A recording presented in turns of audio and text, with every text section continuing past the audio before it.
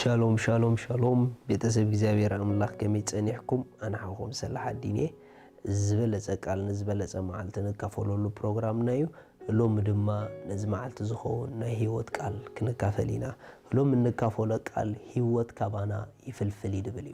ህይወት ካባና ይፍልፍል ሪኹም አሕዋት ክርስቲያን ማለት ንነገራት ካውሽጥ ህይወት እንዳሃበ ህይወት እንዳልበሰ ከይድ ዝኽእል ፍጥረት እዩ መጽሐፍ ክዛረብ ኩሉ ከምዚ ኢሉ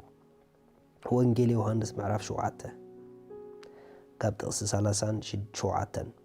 በታ ዳሕሮይቲ ዓባይ መዓልቲ በዓል ኢየሱስ ደው ኢሉ ጨደረ በለውን ዝጸመአ እንተሎ ናባይ ይምጻእ እሞ ይስተ በአይ ዘአምን እቲ ጽሑፍ ከም ዝበለ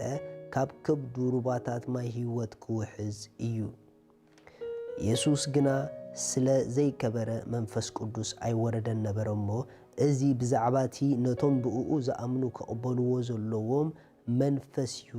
እተዛረበ ሪኹም እዚ ብዛዕባቲ ነቶም ብዛዕባኡ ዘአምኑ ከቅበልዎ ዘለዎም መንፈስዩ እተዛረበ ሕጂ ግን ኢየሱስ ከቢሩ እቲ መንፈስ ተቀቢልናየ ኢና እዚ መንፈስ ዝተቀበለ ዘበለ ሰብ ድማ ካብ ከብዱ ሩባታት ማይ ህይወት ክውሕዝ እዩ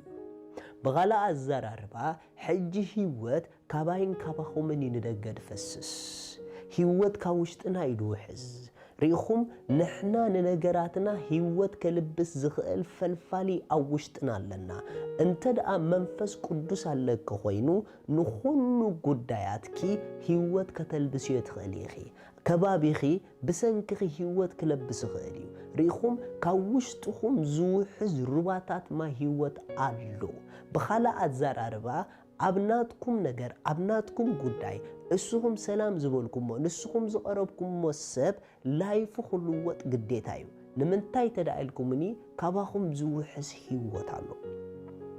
ኢየሱስ ክርስቶስ ናይ ህይወት ፈልፋልስ ለዝነበረ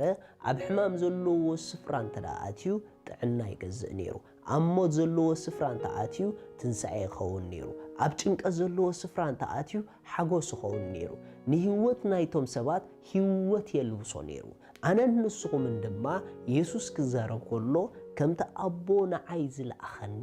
ኣነ ድማ ንዓኹም ልእከኩም ኣለኹ ኢሉ ሕጂ ጎይታ ህይወት ዘፍስሰሎም ንሰባት በኣይን በኣኹምን ገይሩ እዩ ምኽንያቱ ኣባና እዩ ዘሎ ህይወት ኣባና እዩ ዘሎ ትፈልፋሊ ኣባና እዩ ዘሎ ትለዋጢ ስለዚ ንስኹም ማለት መፍትሒ ብዙሓት ምዃንኩም ንርእስኹም ፍለጥዋ በረኸት ብዙሓት ምዃንኩም ንርእስኹም ፍለጥዋ እስኹም ካብ ምህላውኩም ዝተላዕለ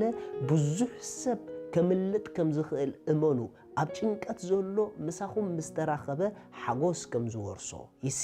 ኣብ ሕማም ዘሎ ምሳኹም ምስተራኸበ ጥዕና ከም ዝገዝኦ ንምንታይ ተዳኢልኩምኒ ካብ ውሽጥኹም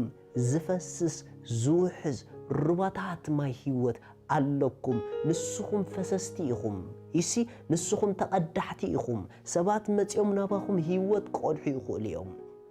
ንስኹም ከድኩም ናብ ህይወቶም ድማ ህይወት ከተፍስሱሎም ትኽእሉ ኢኹም ምኽንያቱ ሰማይ ሕጂ ህይወት ንኻልኦት ዘፍስስ በአይን በአኹምን ገይሩ እዩ ሎም ነዚ ነገር ኮንሽስ ኩኑ ነገራትኩም መልክዖም ሲሒቶም ክትርእይዎም ከለኹም ኣይትሰንብቱ ንምንታይ ተተባሃለ እቲ ህይወት አባኹም ይዘሎ ስለዚ ብደገ ዝመሰለ ጉዳይ እንተመሰለ ካብቲ ውሽጥኹም ዝወፅእ ህይወት ዝተላዕለ ህይወት ክለብስ ግዴታ እዩ ስለዚ አፍኩም ህይወት ጥራሕ እንተዳኣ ትዛረቡሉ ኾንኩም አፍኩም አፍ ደገናይ ውሽጥኹም ስለዝኾነ ነታ ኣብ ውሽጥኹም ዘሎ ህይወት ነታ ኣብ ውሽጥኹም ዘሎ መንፈስ ንደገን ክፈስስ ዕድል ክረክብ እዩ ስለዚ አፍና ማዕጾናይ ውሽጥና ምዃኑ አሚና ብጀካ ህይወት ካለ ኣይንዛረበሉ ንምንታይ ተተባሃለ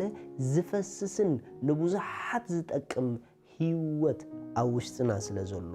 ሩባታት ማይ ህይወት አባኹም ይዘሎ ንምድሪ ካብ ውሽጣ ዝወፅእ ግመ ንዝባን ምድሪ የስትዮ ነበረ ይድብል ኣብ ዘፍጥረት ምዕራፍ 2 ክዛረብ ከሎ ልክዕና ዓይን ንዓኹም ድማ ካብ ውሽጥና ዝወፅእ ህይወት ንስኡ ነቲ ደጌና ዘጠጥዖ ንስኡ ንደጌና ዘጸብቆ ስለዚ ኣጸባቂኻ ኣብ ውሽጥኺ እዩ ዘሎ ለዋጢኻ ኣብ ውሽጥኺ እዩ ዘሎ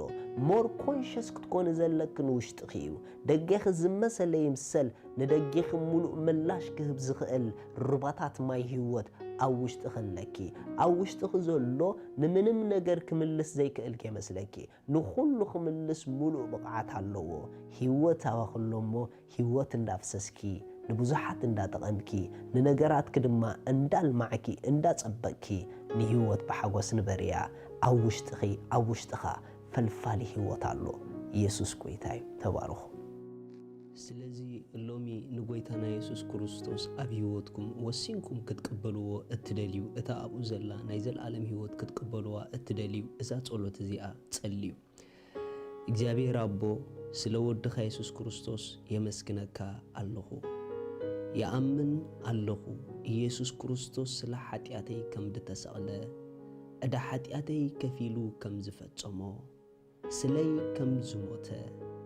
ብሳልሰይቲ መዓልቲ ኣምላኽ ካብ ሞታት ከም ዘተንስኦ ኣብ የማን ኣምላኽ ከም ዝተቐመጠ ይኣምን ኣለኹ ኢየሱስ ክርስቶስ ናይ ህይወተይ ጎይታ እዩ ኢየሱስ ክርስቶስ ኣምላኸይ መድሓኒይ እዩ ካብዛ ሰዓት ንክርስቶስ ብምቕባለይ ሓድሽ ፍጥረት ውሉድ ኣምላኽ ኮይነለኹ መንፈስ ቅዱስ ብሽም ኢየሱስ በእምነት ናብ ውሽጠይ ይቕበለካ ኣለኹ